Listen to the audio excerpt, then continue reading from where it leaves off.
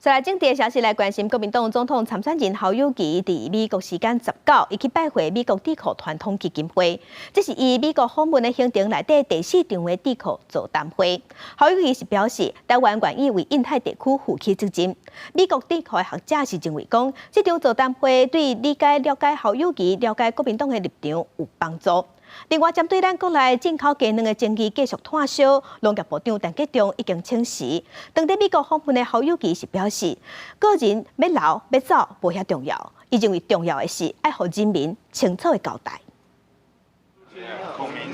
美国智库传统基金会亚洲研究中心主任史密斯等人迎接国民党总统参选人侯友宜。随后，侯友宜进行访问美国的第4场智库座談。伊講訪問美國主要目的就是讓美國了解台灣是印太地區的重要成員，願意真濟負責任的利害關係人。A lot of people in Washington didn't have as great of an idea or an understanding of where Mayor Ho and the KMT today stand on some of these issues, and I think it helped us get a better understanding. 農業部長陳吉仲請辭核准，中央促產會董事長林聰賢也在請辭。侯友宜講，個人的氣流無遐重要，重要的是愛予人民一個清楚的交代。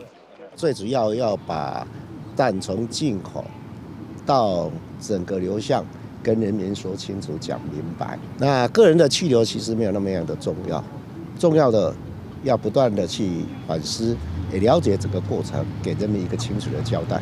侯友宜18日加前北京國安會中台網事務主任甘以瑩，前美國國防部副助理部長柯博吉等人參與，並且就如何強化台灣現有的能力，深化台美多面向關係交換意見。20將會到舊金山加科技界座談。